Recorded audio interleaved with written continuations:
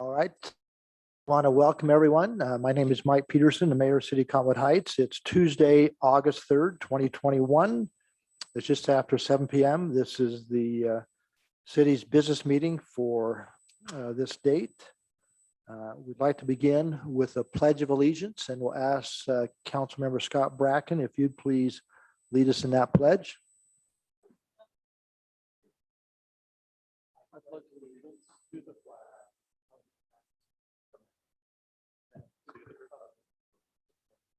one nation, indivisible.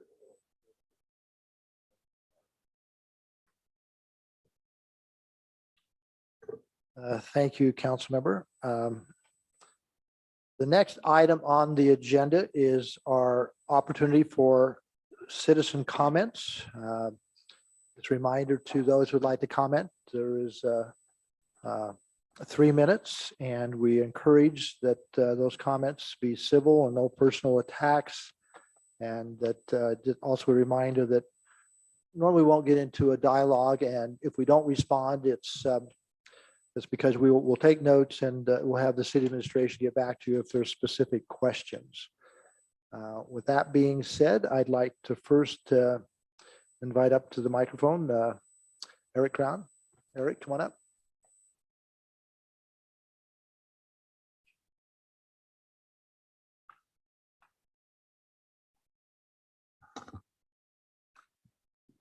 Good afternoon, council, staff, and members of the public. When the PDD was adopted, the council made many favorable comments about having more control over the redevelopment of our city. As you prepare to cast your vote on the PDD project for the second time, I hope you have taken the time to reflect and think about the meaning of control. A month ago, the developer spoke, no doubt fed up with the length and shenanigans their proposal has been made to clear and voiced. Do I have 3 votes? I am here on behalf of the people of Cottonwood Heights to make a similar call. Do we have 5 votes?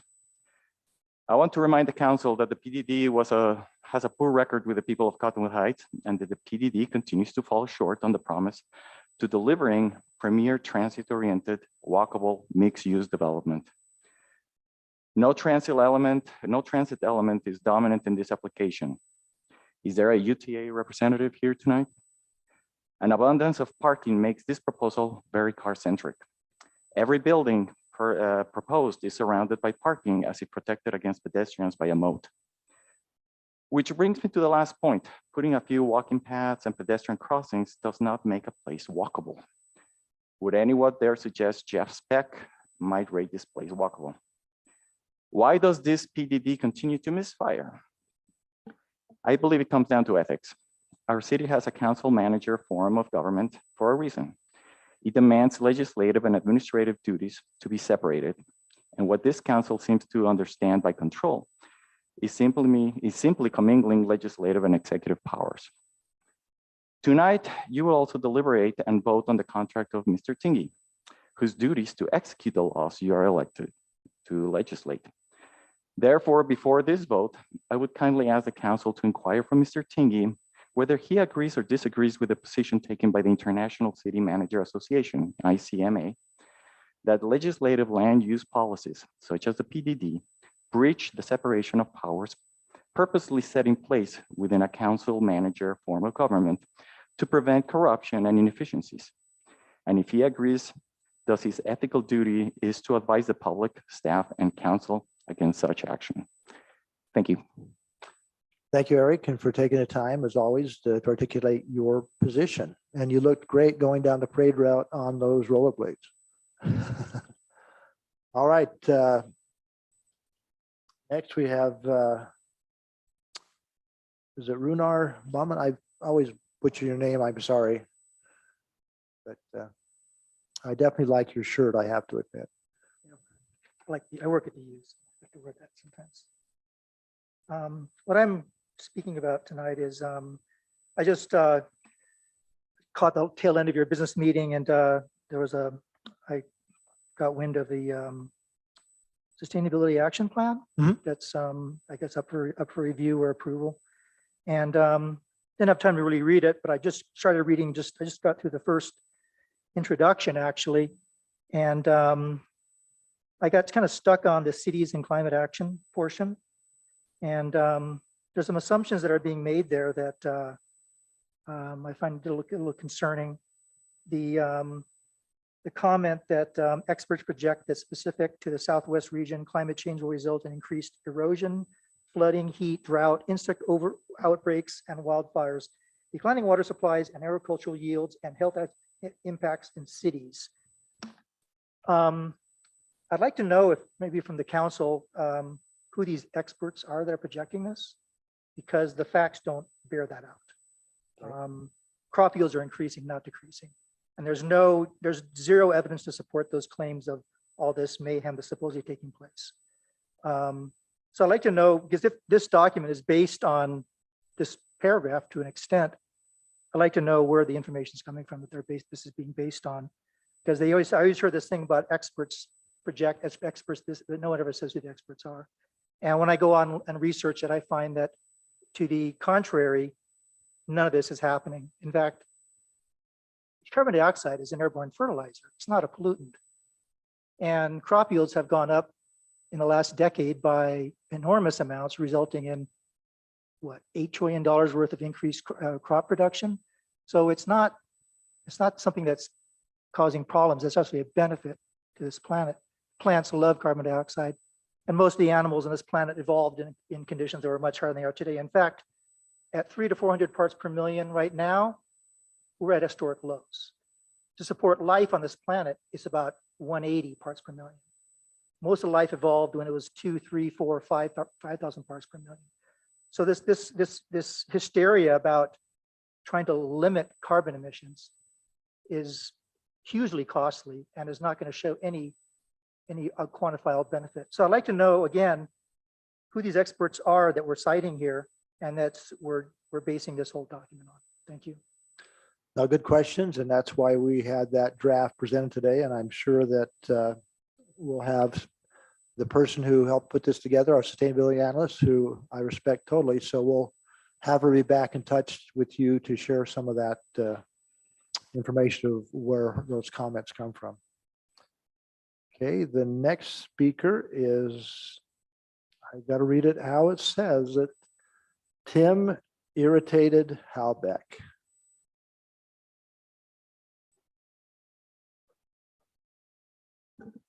Guys, after watching all the proposed spending things from your previous meeting, driving me nuts, like a big ship's wheel in your pants. Anyway, to back up the previous speaker saying, yeah, Mesozoic period, we were about 4,500 parts per million. And right now we're at about 412. So we've got a little ways to go before we get dinosaurs again, in case you're concerned about that. My biggest concern is all these spending projects that you guys are discussing and hiring new people to figure out and that kind of thing. The solar panel one, especially. So I went over all the old electric bills that you guys were kind enough to distribute there. So we're spending 4,500 to 5,500 a month on electricity. We're going to spend more than $500,000 on the panels. That's a 100-month return. If you're 100%, then that doesn't happen. So that's just a crazy amount of money to spend. $500,000 to find a better use for the water at the Mountain View Park. The splash pad. Splash pad, yeah, that's nuts, in my opinion. What were some of the other ones? 800,000 to study whether we should fix the storm drains this way or that way rather than do the work. Maybe I misunderstood that particular item. Anyway, just all of a sudden, here's, we got a new tax. It's to get what, 850, 900,000 to get our stormwater stuff under control. And now we've got a proposed another 2.9 million in spending. That's just nuts. I think there's other things that we can be doing besides hiring people to figure out how to spend more money.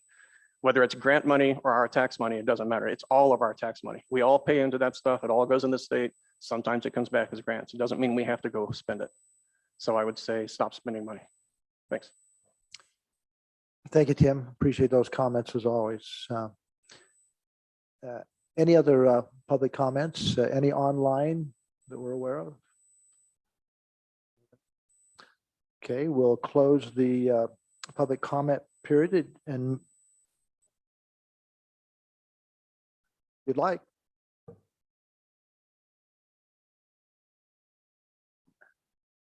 Thank you, Mayor. Tom Henroyd, Rockworth Companies. Just wish to issue a thank you to all of you, certainly to your city staff for the time and review, et cetera, associated with our project, the Planning Commission, the Architectural Review Committee, everyone associated. We appreciate all the time and effort in reviewing the project, and we do feel that it has created a better application. And so we just want to issue that thank you for bringing us to where we are today. Our team is here, and we thought it worthy for them to come and for you to see the faces. So many of our interactions have been across Zoom. We feel like we've got a great team, and we're excited to be in front of you for tonight's meeting. Thank you. Thank you, Tom. Appreciate you. The thank you. We always appreciate kind words. All right, staff quarterly reports. Mr. Bartlett, our police report.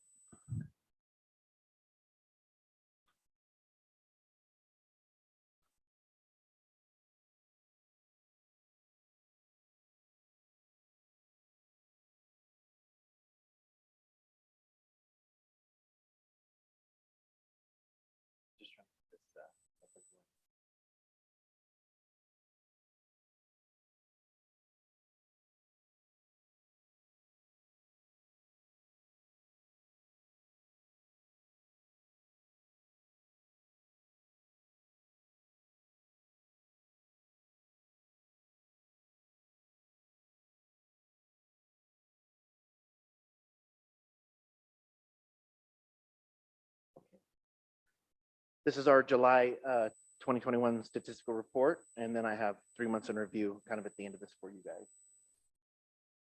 We had 1,831 calls for service and 238 on-view cases for the month of July. Our average response times for the month of July, as you can see, they're a little bit down. In fact, let me show you the next screen so I can show you the last 6 months. We're seeing a trend with the times coming down. A lot of this has to do with our partners at VEC figuring things out and getting everybody on the same system, as we've been talking about for a long time now. And so we're starting to see kind of our calls come down a little bit, and we still have more work to do with them. We're really working on this. This is something that Tim deals with often in the ops boards, and the chief deals with often in the users meeting. So we're just trying to get these numbers down, and we would again like to have them around 5 minutes. I just wanted to show you guys kind of the 6-month progression, the regression of those call times. Guess just on that, is it more just the organization and the way that it's timed, or do you feel the police response times on the calls are actually getting faster? They've been pretty consistent. Our times stay consistent. Our response times stay consistent. Once the calls hit once dispatch puts them out or they hit the queue, the guys can see them. I mean, our travel time to these calls is very short. If you can. Those are the orange lines. Yeah. So if you want to look at our average time to dispatch, average officer time, I mean, they're pretty consistent. Our travel time around this city has been pretty consistent the whole time. It's the time that it takes that call to get out to the officers or get through the 911 call taking and all the stuff that they do ProQA down there to get it into the system. Our overall crime report, as you can see, it's a little down the month of July. There is a reason our thefts are down. We had a business in the city that changed their store policy and on shoplifting, and so we had a lot of calls, a lot of time and resources that were allocated to that store. And when they changed their store policy, we noticed a big drop in our numbers, which doesn't mean that the thefts aren't still going on. They just are not calling because it was a company-wide policy that they changed. So Is that policy? I think it's obviously a national company. Is that a national policy? yes, sir. It is a Yeah. national policy. Yep. And you've seen trends across the country. California, they don't even call the police for anything less than $950 now. It's just a loss. And so companies are changing their policies, and we actually are feeling that here in Utah with one of our local retailers, it was quite a few calls to that retailer. So So they're not doing theft now, they're just stealing cars. Is that it? yeah, we've had a lot of car thefts the month of July. So it went from, I guess, shoplifting to auto theft. And these are preventable car thefts. It is keys left in vehicles, Garage door open. running vehicles that are being taken. In fact, I looked at every single one of them, keys left in the vehicle. And so these are preventable crimes that we're dealing with here. If people would please remember to take their keys out of their vehicle, not leave their purses in their cars, their wallets, their firearms in their vehicles, we could actually cut this down quite a bit. I have a friend in District 4 who left his garage door open, his keys in his vehicle, woke up next morning, his car was gone. Absolutely. But luckily through GPS, they found it and had it back that afternoon. Yeah. And these cars are being recovered. It's just Yep. these people out their vehicle, and it was preventable. And so we just like to remind people every chance we get, please do not leave your keys in your vehicle. Don't leave your purse in your vehicle. These are crimes of opportunities, and unfortunately, they take it. So just a reminder. I have a quick question for you, Dan. Yes, sir. On this policy change, you think that's a good thing to not prosecute or anything or call you at anything less than $150? Is that like, that's going to get out on the street? Hey, you could take a $140 item. You're not going to be chased down. It was $950. And yes, it does get out on the street, and know that the crime didn't stop, right? It's still occurring. And if someone can go and shoplift at a retailer and they're not going to do anything about it, then is the next retailer going to do anything about it? And so they go shoplift there, right? And so it's a problem. I mean, shoplifting is a problem. And it actually leads to a lot of other crimes that we are able to get there. Our national fraud rings. We've caught a lot of national fraud rings at our retailers here because they call on things, and now they're not calling, and it's not like it stopped. It's still occurring. We're just not holding these people accountable. Seems like it's enabling them. That's what I'm concerned about. Absolutely. Absolutely. Even though the theft is way down, but we still have, assaults are way down as well, and rape. Wow. Yeah. It was a light month for us. So we're happy that it was a light month. It's Yeah, just, no, we'll know. take light months. We want that word to get out. Yeah. Collin Heights is a safe place to be. Collin Heights is a safe place. Our arrest, as you can see, those are also down. We're feeling that on the arrest, and our juvenile arrests were a little bit up, but the month of July is a summer month and it's warm outside. Kids get out, and this is actually down from a prior years. So that seems low for it is. July. It is for summer. It is, and I mean, we're happy about that. Don't get me wrong. We just want to make sure everybody's safe and the law is being followed. Traffic citations, as you can see, we're floating around, in the mid 100s, and it goes up and down depending on the month and what we have going on. And I'll show you on the next slide our accidents. Which How about warnings? Is that warnings is the 78. oh yeah, right Middle there. one. Okay. Warnings is 78. Oh, The bottom number is the yeah. DUIs, so 9 DUIs for No, them. and I appreciate that because I think that's equally as effective in many cases. So yeah. And I try to keep that as balanced as I can when I'm talking to the guys. Since let's get out and educate people. It's just, and there's a lot of other things that kind of go into it, like accidents. As you can see, our accidents went up for the month of July. And I can't even tell you why they went up like this for the month of July. Weather's been great. And so I just don't know, other than, Stolen cars. well, stolen cars and fast speeds, right? And we've been working on getting our speed down, in the city and doing low speed enforcement. But I mean, when the weather's nice, the speeds go up, and you've seen that across the state with speed and the enforcement of that. Highway Patrol just kicked off a big thing, and we follow right along suit with them to make sure that we can get those speeds down. Our 3 months in review, just so you can see the last 3 months, our calls for service are going up every month, but the other categories are going, they're kind of going back and forth. So you guys have delivered. I delivered these the last previous months to you guys in the monthly report, but just to kind of show you across the board. Our animal control calls, we're now back up to 2 animal control officers. As you know, Officer Lovato retired, and we got somebody hired. We really like him, and they're up and going with our code enforcement and animal control. We had 3 attended deaths for the month of July, 1 unattended death for the month of July. Our safety message for the month is it's back to school here in the next week or so, week and a half. I will have enforcement out at all of our schools at the beginning of the school year.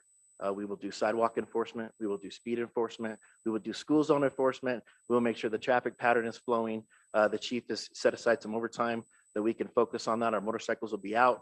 Our school resource officers will be out to make sure that we start the year off in a good place and everybody understands the way that it should go. We want those children protected, our school zones protected, and our pedestrian crossings protected.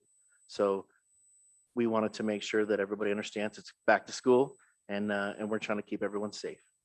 And I appreciate that message. Have you met with Canyons recently, especially with behind us here, the high school with construction and access and? Yes, in fact, I'm meeting with them tomorrow. So, and we will come up with the best plan that we can. I know literature will be shot out soon to all the high school students, and we are really, it's gonna be a rough school year again. We've had a couple of rough school years. This is gonna be our last rough school year here at Brighton. And we are gonna get the word out as much as we can. I meet with them tomorrow afternoon to kind of go over this stuff and figure out our best way to get this done over here as we suffer through this construction. Any Yeah, questions? I mean, there'll be some significant traffic concerns as well with the primary egress from the parking lot not being completed this school year. Yes, it will. So there'll be conflict with left turns and pedestrians and all kinds of. Yes, it will. And we're going to try to figure out the best plan that we can come up with between us and the school, what resources we need to put to it, and what access frankly is going to be there. Because I don't even know yet. I won't know until tomorrow when I'm in there that what access we're going to have. I know we're going to utilize the church parking again, For a couple our months. parking lot for staff, both of the churches. And so we're just going to try to figure this out the best we can. When I have an answer, I'll get it out to everybody, and I hope to have some stuff out hitting social media by the end of this week about what we're going to do, and we'll get that pushed out through Canes as well. Any other questions? Hearing none.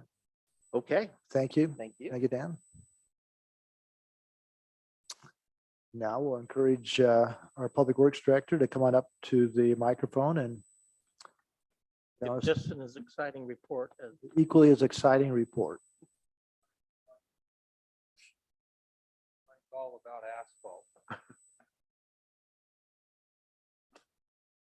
How do I do this? Okay, so share screen, right?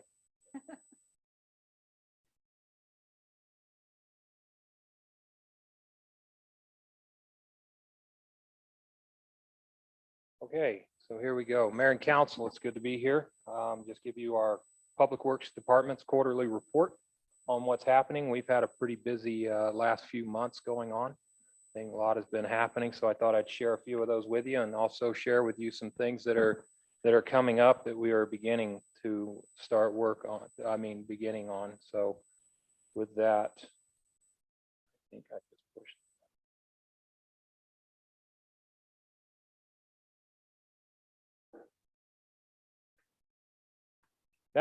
Bingo. There we go. We got it. Okay. Just to give you an update on where we are on the 5-year road maintenance plan that y'all approved 3 years ago.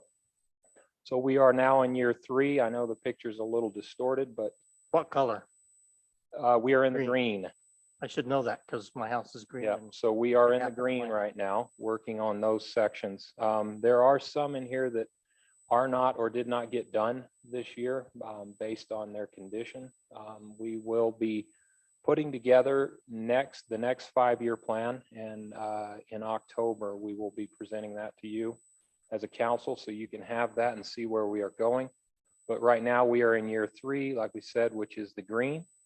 I'll give you an idea of what's going on. So just to cover a few of those projects. Oh, it was the down button. Okay, so one of the things we do is we try to go ahead and do the crack sealing. This past year, we have so far put down 119 tons of material. And you just give you an idea of what the crack sealing looks like. I believe this is on top at the top of the world. So you can see the condition as we're going through. That's part of the 5-year maintenance plan as various roads get crack sealed and prepped for surface treatments. And just once again, like I said, this is more exciting than a police report, and that is watching cracks in the road. Can't get better than that. We've also Give us some paint that's drying. started, well, we're about to get to that. So if you'll hang on, don't jump ahead. We also have slurry seal projects that are going on. We've put down about 2.7 million square feet of slurry seal, which if you take an average road width of about 30 feet, gives us about 17 miles so far that we've done on the slurry seal. A lot of that was, there's a great deal of that was happening up on the east side of town. Give you an idea, and I believe this, yeah, this is Golden Hills and Kings Hill Drive. You can see the crack seal once again, how we prep the roads for these, and then we go along. And just give you an idea once again, and folks out there in the viewing audience, of what a slurry seal looks like and what it does. And just to also share publicly and reiterate that a slurry seal is just what it is. It's not a structural element. It covers the road, tries to refresh the asphalt a little bit. It keeps the moisture out of the road, which is one of the worst things we can have happen to a road. And also gives a little bit of a skid resistance for cars that are traveling. So it Doesn't it also extend the life of the road? yeah, it extends the life of a road. A slurry seal will give you roughly anywhere between 3 to 5 years. That's why we're kind of rotating on some of these through a 5-year plan.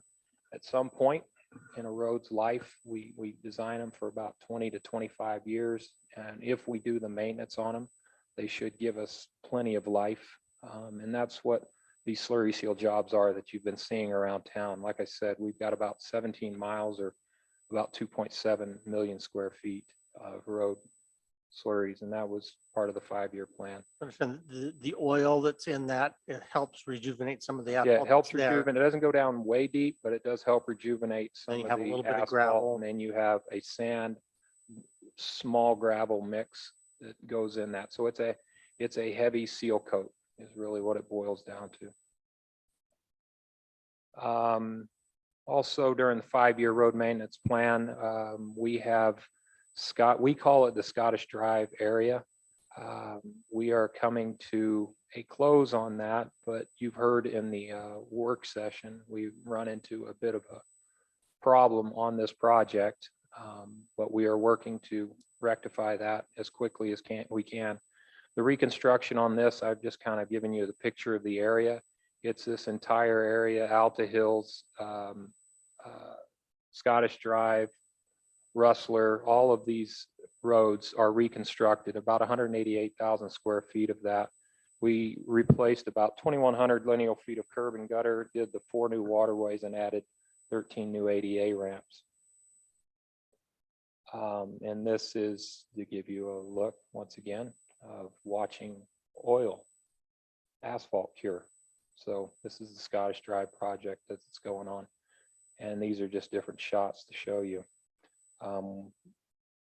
Reconstruction, you can see the ADA ramps right here, as well as the curb and gutter that are going in through this project.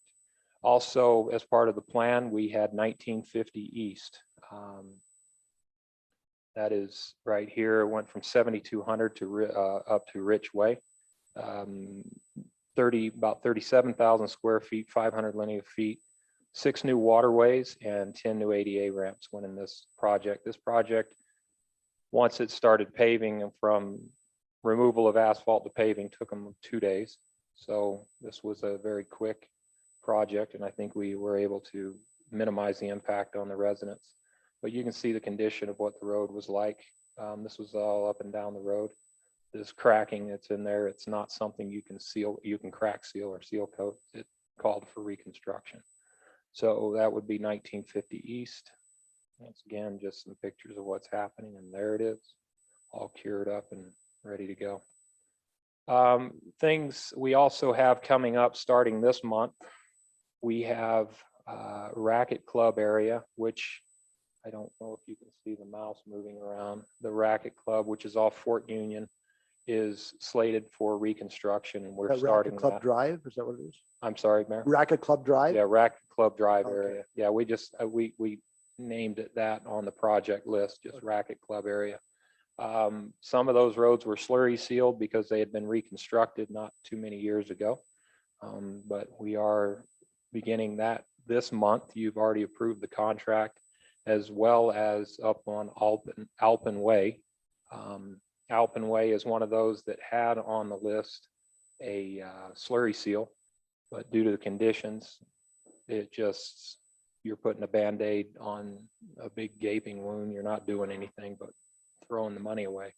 So Alpenway is being slated and it is starting this month as well. You've already approved both of those contracts for this, just to give you a heads up of where we're going. And that, and coming up to bring you up to speed on where things are really quick about the roundabout, give you an update on that. That's looking to bid again in October. As you're aware, we bid that already and the price came in fairly about 35% above the engineer's estimate and above where we were on funding.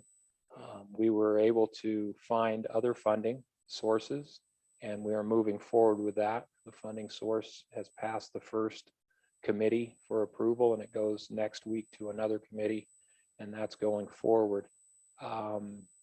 So we'll bid in October. We'll start this project in May, towards the end of May, mid-May, and it's going to stretch out at the end of the school year and into the beginning of the school year a little bit. So, or do I have that backwards? It will touch school on both ends. How's that? So that will be moving forward. The Ferguson Canyon Park, we are slated to bid that in September.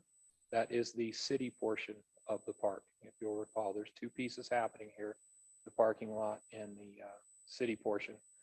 That will bid in September. This, Mike, is it this week? This week. Okay, we have the open house this Thursday. 5 o'clock. 5 to 7. And then at the next council meeting, we'll be presenting back to you comments from that meeting and getting any final input from you as a council based on that. And we'll move forward with that project and get that built. There's the paint drying. We've got the city striping that bids out this month. And we will begin the 2021 or the fourth year. We'll be beginning those this year as well. That budget's already been approved and we're getting those together and out for bid this year. So we'll be ready to move in the spring. 2600 East Sidewalk. Once again, that's a connection over here that's under design. The 1700 East Sidewalk that you as a council have already approved a budget for to move forward. You'll be seeing that contract for design at the next council meeting. The Big Cottonwood Trail reconstruction, there's a portion of it through there that's part of the track funding, if you'll recall. We are moving forward with both of these projects, the wayfinding as well as that reconstruction. It's just one of those that's, as you can see, we're a little busy trying to get a lot done, but we will be working on that this year and getting that moving forward. Any questions about projects coming up or projects so far that we A have? question from some constituents periodically, and you can maybe attempt to answer this. When we do our chip seal or the little gravel with the slurry, whatever it is, in the contract, is the vendor required to come back and clean the gutters after, or do we do that? It seems like residents are always concerned about the residual in the gutter in front of their home. That's a great question. And one of the things that we are learning, if you will, or finding out, that is a problem. Obviously, it is not in the contractor's requirement to come after the fact and sweep that up. It's a residual effect and it happens on every slurry that little comes out. So we are right now as using our sweeper to follow behind and clean up these gutters. It takes it about a week once cars start traveling on it to push that out of the roadway and get it towards the gutters. Next contract we put together, we'll have that in there with the standards that we'll expect for them to follow. So yes, that is a great question. And we recognize that it's a problem that we need to rectify. So Was it, got the sweeper where they're falling about a week after a project's done, or are you catching up? our sweeper was down last week in the shop with some problems, but we are catching up to where we need to be to get it done. Like I said, it wasn't in the contract. It wasn't in there. It's one of those things that I don't want to say it's an oversight, but it's something that's not typically put in there that we've seen, but we will be putting it in the next contract to ensure that gets taken care of. And I have a quick question. With the cost of oil, does that change your bids much as far as obviously it's petroleum based. Does that change your bids much? Have you seen much of that? It does. We haven't seen a lot of fluctuation in oil. There has been some construction fluctuation, housing, lumber, cement and concrete, getting that material. But this has been fairly constant. But typically a contractor does not like to go much more than 3 months on a bid for oil of something, because it can be pretty volatile in the market. But once they lock it in, it's in the contracts to lock prices in. So if they're willing to take the bid and do that, They probably figure it in too a little bit. yeah, they will. But we try not to push things too far out Right. of so we just for that very reason. I just had one other question Yeah. about the work that you did, the slurry seal. Lisa, have you done a postmortem on communication? Because it seemed like there were just maybe a couple things that I noticed in my neighborhood that perhaps the communication of when it was occurring could have been sent out a bit sooner, or, I mean, for the most part, I think it was good, but personally, luckily had some neighbors that helped us out. Yeah, no, that also is, we do on every project, go sit down and review what went right, mostly what went wrong, to figure things out. We did have a little bit of a communication. Generally speaking, I want to say it was good. We had one neighborhood that actually got completely missed. And we had to pull that off and move it a week later and get the notifications out. There are one or two that just don't get out. We are looking, I'm working with Lindsay, our public information, and she and I, and as well as our inspector, are coming up with a little bit better process for this next time around. It's, it can be improved. Yes. So to answer your question, we have been doing that. And we're looking at ways for that improvement. Thank you. Any More questions, comments? questions about what's happening? No, I noticed that those were going up on social media. My only comment on the apps that were getting posted. The post-in ones were good, but sometimes I didn't know, maybe it's because they weren't directly in my neighborhood. Maybe have a.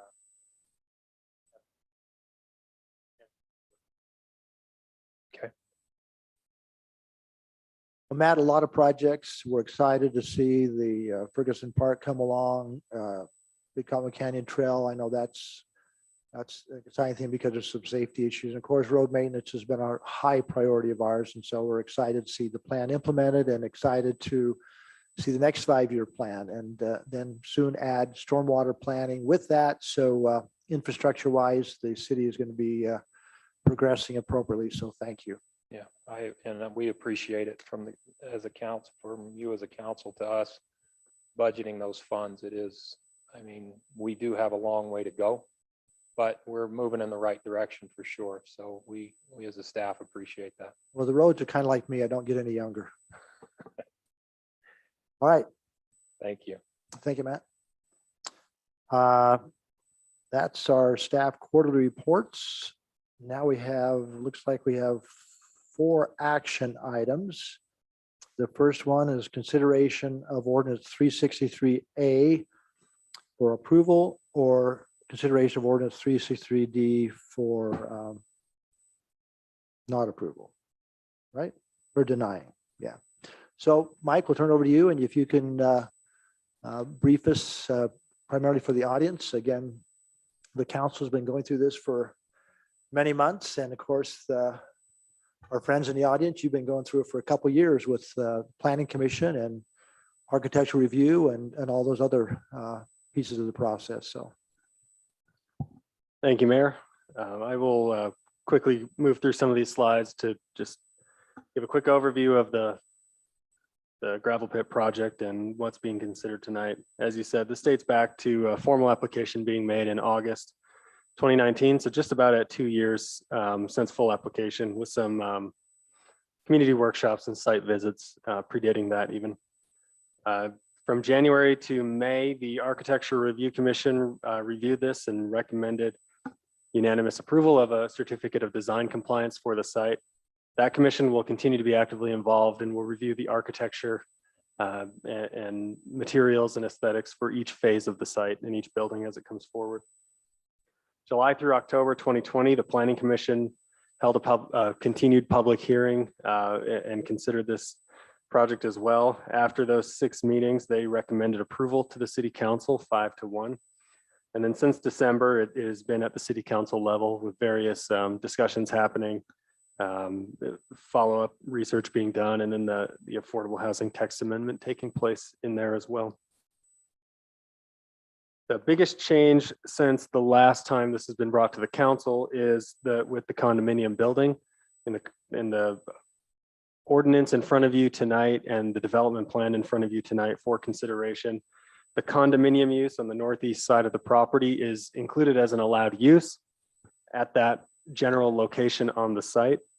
However, the massing and density and building height and unit count are not being entitled tonight. That will require a future amendment to this ordinance that comes through that Planning Commission and City Council process. So everything in terms of building heights and massing and density is part of tonight's decision, except the condominium building, which is only the use is up for entitlement tonight. So we have updated all of the development plan to reflect that the condominium building will be at that location, but will come in at a future date. At that time, when it comes in for consideration, updated renderings and plans and everything will be required to be submitted. This is the landscape plan. It just shows that significant hillside reclamation is being required and proposed by the applicant on the eastern hillside that's been mined out over the years. Majority of that hillside will be reclaimed as part of phase 1 of the project, which I'll show in just a second. Some of the public amenities, various plazas and courtyards that will be accessible and open to the public, as well as a public trailhead and hillside trail that's hard to see on this map, but is included, that will allow future connection to the Bonneville Shoreline Trail. And that trailhead and trail connection is identified in the city's Bonneville Shoreline Trail Master Plan. So this will help further that objective. Here's the phasing plan. The project's divided into 7 different phases, with the apartment building being phase 1. So a majority of that primary roadway, the hillside reclamation, and the apartment building will be done as part of the first phase, with the various retail pads following that, and the condominium building being last, pending further entitlement for massing, density, and building height. Quick summary of the proposed uses as it is today. The apartment building is the tallest building being proposed at 5 stories above 2 stories of parking, total of 75 feet, 325 apartment units. In the condominiums, another multifamily residential use, but height, massing, and density will require further future action. 4 retail pads, about 19,000 square feet total, 1-story buildings each. Those are the 2 along the main roadway in the central area of the site, and the 2 in the northwest corner of the project. A hotel of 140 rooms, approximately 5 stories. Actually, not approximately, 5 stories tall. And then 2 mixed-use buildings, again, on the western portion of the property, with 1 level of retail on the ground, underneath 2 levels of office. Again, the native hillside and public trail make up a large portion of this site, over 260 square feet, and then additional landscaped area and plaza space on the site. Obviously, as you can see by this site plan, there are numerous hazards and constraints on the site, both natural and man-made. The blue line is the Metropolitan Water Aqueduct easement and water line, so no development can occur on that. So the project was proposing a large pedestrian plaza and gathering area over the top of that easement area. And then hillside steep slopes and fault lines and the associated hazards that go along with those are on the site as well. And I'll cover how we're addressing that in just a minute. So again, just a quick summary of some of the community amenities provided. Mixed residential housing, so a mix of for-purchase high-end condominiums with market rate rentals, with importantly deed restricted affordable housing rental units, mixed in with the market rate units. And 15% of the total units on the property must be those deed restricted affordable housing units, affordable to households earning 80% or less of area median income. In publicly accessible trail and trailhead at a location identified in the city master plan. New public road with wider sidewalks than our standard, bike lanes, et cetera, that will also connect it to the south into the future gravel pit development owned by a different property owner. And then numerous pedestrian plazas and courtyards, again, open to the public. Approximately 25% of the site is landscaping and open space, excluding the hillside area. So with the hillside area, much more than you can get in a standard mixed use zone. So definitely some community amenities there being provided. This is a quick analysis of the maximum height allowed by the PDD ordinance versus what's being proposed. In this PDD district, which is just the PDD District 1, which is really just the gravel pit, height is based off of distance from Wasatch Boulevard. So you can see the height scales as the farther you are from Wasatch Boulevard, which is on the left of this screen. So the apartment building is well beneath the maximum height for where it is on the site, actually beneath almost all the maximum heights regardless of location on the site. The condominium obviously is taller, but that has been removed as that's not, that height is not being considered tonight. So everything is well within the required heights for the property. And as we discussed in the work session, actually this apartment building is not quite as tall as the 6-story buildings in the Cottonwood Corporate Center currently. I've got various slides here that just show the analysis of this project against the city's general plan and the Wasatch Boulevard master plan. In general, though, those plans recommend high density mixed use developments at the gravel pit site, which staff finds that this is. So this helps further many of the goals related to this property in our city master plans and general plan. There are additional documents and references to this on the project webpage that have been there since this project was at the Planning Commission. This is also from the Wasatch master plan that just shows some of the, the building types envisioned and the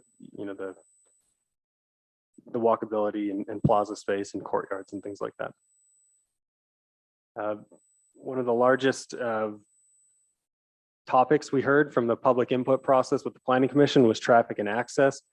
So the revised access to the site actually leaves the existing Wasatch Boulevard alone and as is, and creates a new road branching off of that, which will allow existing traffic patterns and traffic flows to essentially continue as they are today, which helped resolve a lot of the concerns we were hearing from many of the residents that live to the north within Holiday City.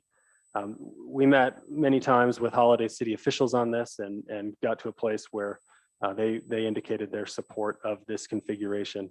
Importantly, though, that does include a secondary ingress and egress point, which is temporary, but will be temporary until the future gravel pit site to the south is developed.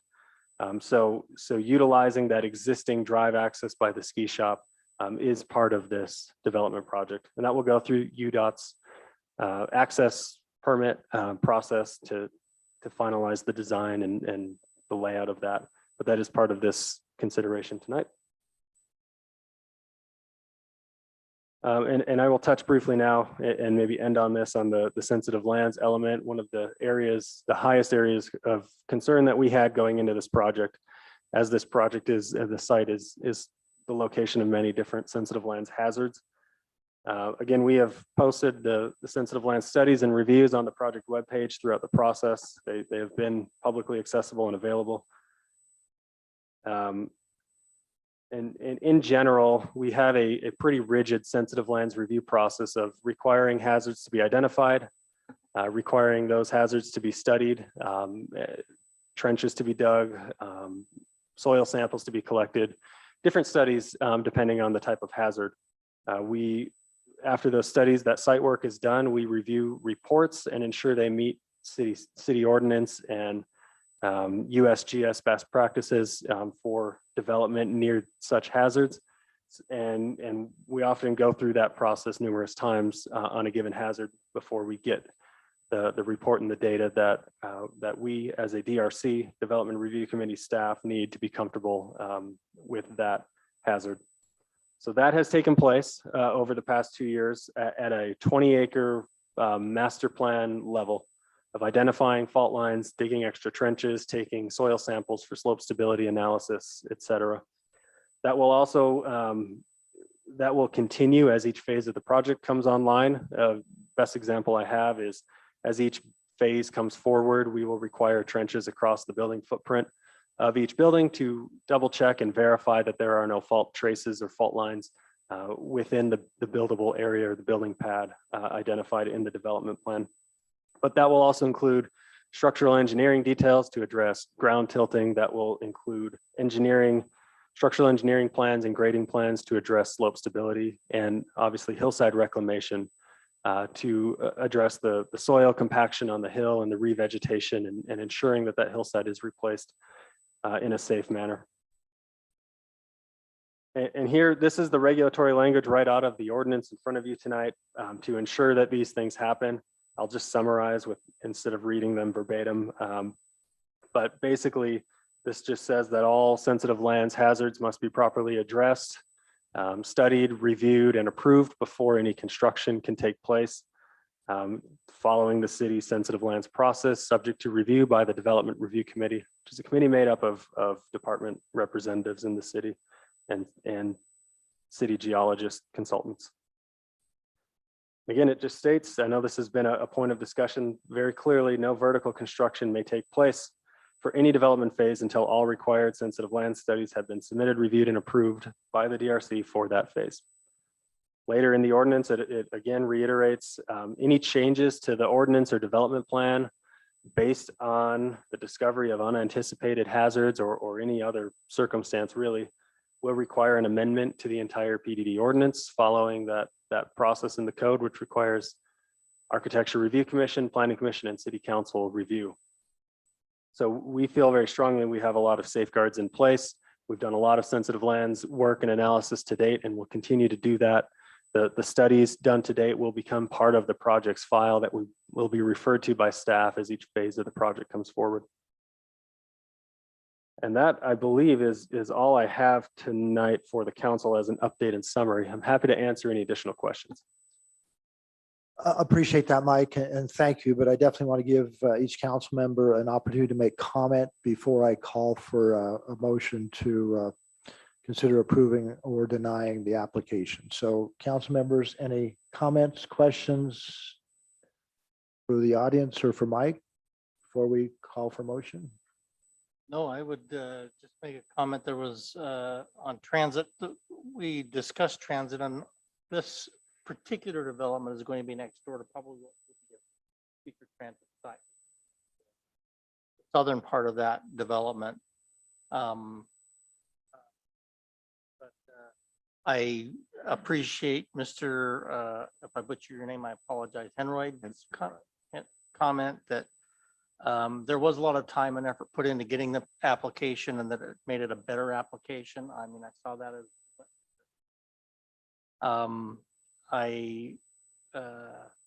a lot of that heavy lifting, a lot of the questions people typically have for rezones are answered in the PDD process where they aren't in a typical standard zone. Like, what is it going to look like? Where is things going to be? What is it actually going to do? And so that's why I've been a proponent of the PDD process.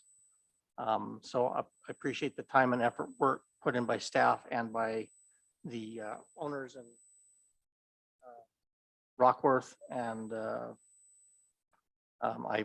again, I think I agree. I think it's probably produced a better project or proposal than would have been otherwise come out.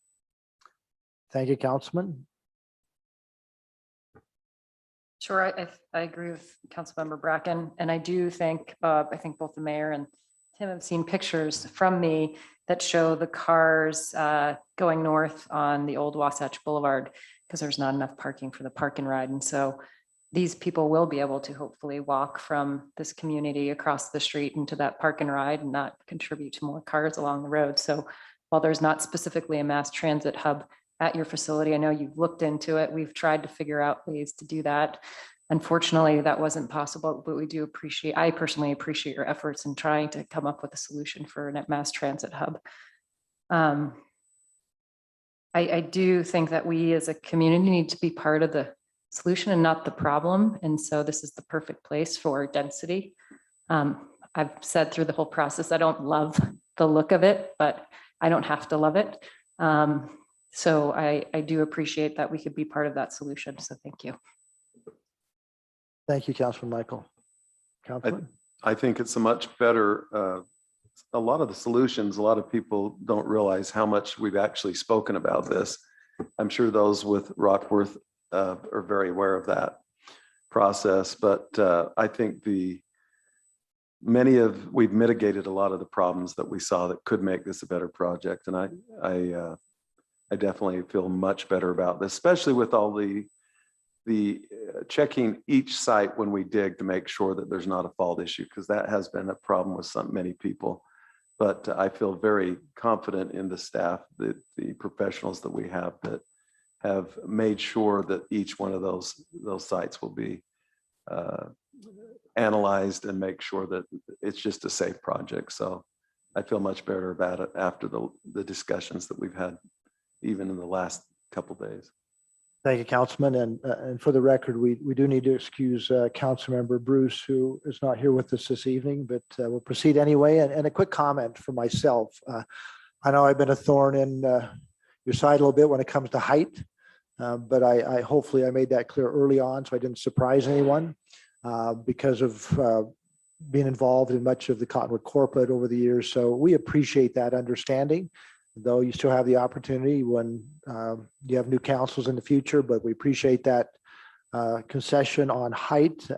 I'm actually quite pleased with the project. I appreciate staff and our legal counsel putting in the appropriate language to appease a lot of the concerns we as elected officials get from a variety of areas with geotechnical issues. But being a parks and recreation practitioner by trade for decades, I really appreciate the effort for reclamation of the hillside, like we see across the street with the golf course, which also used to be a gravel pit years ago, and with the plazas and the walkability, connection to Bonneville shoreline. Those are all important components for the quality of a setting we would like in our city, and we applaud those efforts.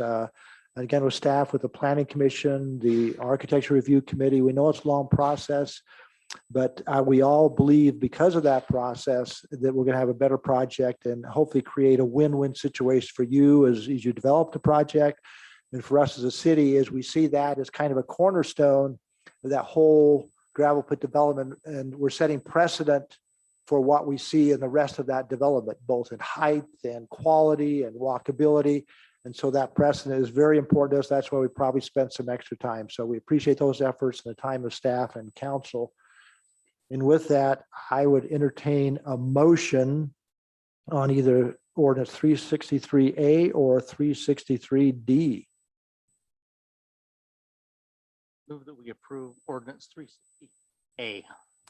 Okay, it's been moved that we adopt ordinance 363A approving enactment of the PDD 2 Wasatch Rock development. Do I have a second? I'll second that, Mayor. It's been moved by Councilmember Bracken, seconded by Councilmember Peterson. Any further comments, questions? Hearing none, I'll call for the vote. Councilmember Peterson, Yes. Councilmember Bracken, Yes. Councilmember Michael, Yes. and I will vote yes, and Councilmember Bruce is excused. Congratulations, guys. Good job. All right, the next item for business is consideration of ordinance 364, amending the consolidated fee schedule. Tim, you want to introduce that real quick? Yes, this is something we spoke about in the work session, but also it was part of our budget process where we proposed additional changes to the fee schedule. And so we've included information on that. I'll just highlight a few of the changes. We include changes to the impound fees. And by the way, these changes are all based on a study that was done comparing with other cities and costs that we have related to these fees. It's not something that can be a money maker for us. That's not allowed, but we've done the comparisons, and that's what these changes are based on. In addition to that, we have some modifications to the community economic development area and building permit fees, proposed language changes related to the IBC schedule. We have changes in our right-of-way work and permits related to that. And you can see some of the highlights related to that. I guess, Scott, you're going through that, aren't you? Then in addition to that, we have modifications to let me just pull it up here real quick. Yeah, so our fee schedule for right-of-way and excavation permits. And then in addition to that, we have changes to stop work order fees and penalty fees related to that. We talked about that in the work session. And then moving along, the stormwater fee is included in this. It was adopted in June. We are not proposing any changes to that. There's a modification on declaration of candidacy for our election processes. We did comparisons. We're proposing a change from $25 to a $50 proposed fee. And then there's some other minor modifications, which is actually reductions in our special event permit fees after we've done some comparisons. So based on that, this did go through our budget process, but this formalizes it with the resolution. We're recommending approval of these proposed fee changes. Questions, comments? Did you articulate the You're right. The micro trenching was included in this, and based on the conversation we had with the council, we are excluding that in this fee. so whatever change. the motion of approval would exclude the Micro trenching, yeah. Thank you. Any questions, comments regarding ordinance 364 amending the fee schedule? Hearing none, I'd entertain a motion for approval. Mayor, I move that we approve. It's been moved by Councilmember Peterson. Do I have a second? No, I think we need to, I'd like to Oh, yeah. amend let's amend the approval. Amend the approval, yes. Micro trenching was, we do not allow. We'll blame So- Tim for that one. So the motion is to approve ordinance 364 excluding the micro trenching fee. I approve that excluding micro trenching. Well, that's the motion. That's the Do motion. we have a second? Second. Second by Councilmember Michael. Any further comments or questions? Hearing none, I will call for the vote. Councilmember Bracken, Yes. Councilmember Michael, Yes. Councilmember Peterson, Yes.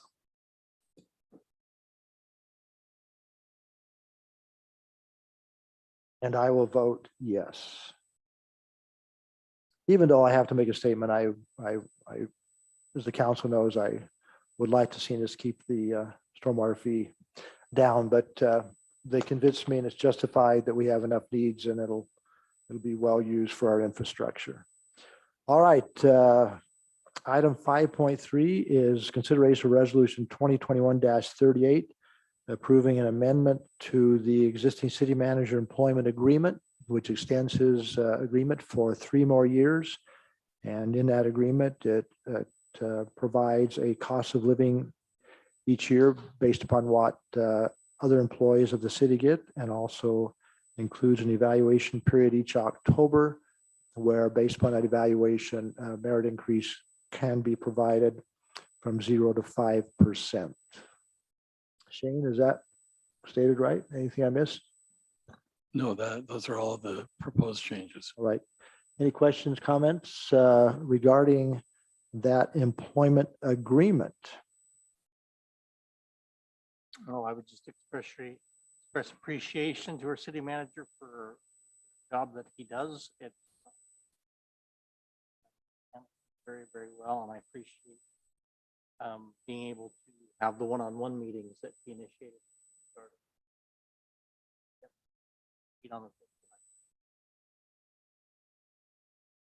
Thank you. Any other comments? I agree with everything Councilman Scott Bracken has mentioned. He's been very accessible to us and I appreciate what he does for us. I agree. I might take it a step further and let him know it's okay to take Saturday and Sunday off and not respond to my emails at all times of the day. But I certainly appreciate the concierge service I receive and my residents receive. Thank you. All right, and a quick comment from me is the mayor, and again for our audience, that in our form of government, the city manager is key. It's a glue that holds things together. That's the person who communicates with the mayors. We establish the agenda and meets regularly with me as well as the council members and handles the day-to-day operation of our city. So a critical piece of our city government. And we went through a thorough process when we recruited for the position, and that process served us well. And I applaud Tim's effort and appreciate his dedication. I don't think there's anyone more committed to professionalism than he is. And being a process person myself, I appreciate that he creates an appropriate process for many of the challenges that we face in the city. And he's also recruited an outstanding staff because, again, a good manager is someone who gets things done through other people. And he's got a lot of great people under him to get things done through. So I appreciate Tim and his efforts. With that, I would entertain a motion for approval of Resolution 2021-38. Move that we approve. Been moved by Councilmember Bracken. Have a second? I'll second that, Mayor. Second by Councilmember Peterson. Any last comments?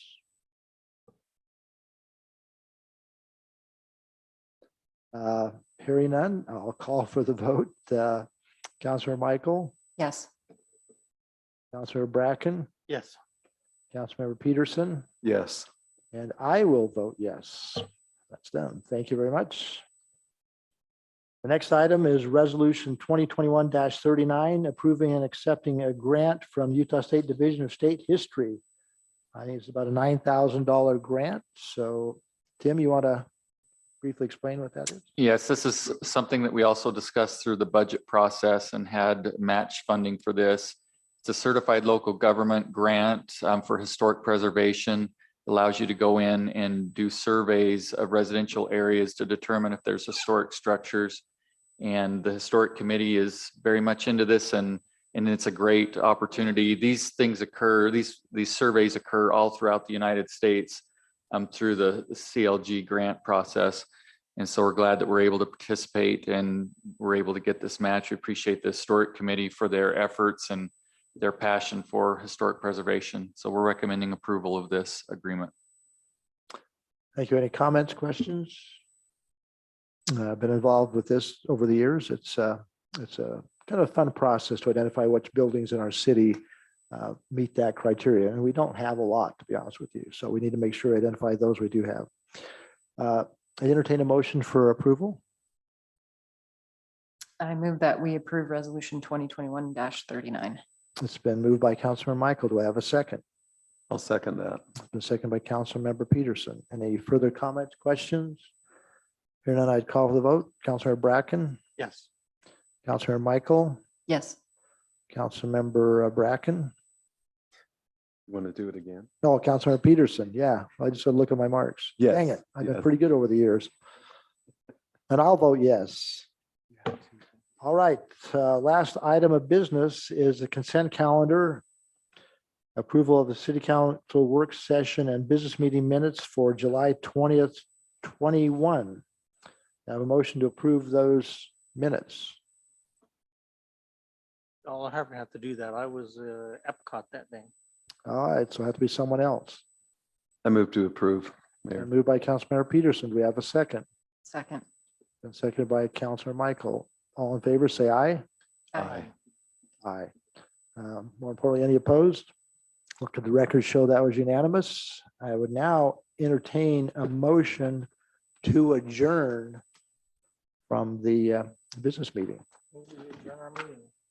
It's moved, we adjourn. A second, Second. move the second, all in favor? Aye. Aye. Aye. We are adjourned. Thank you, everyone.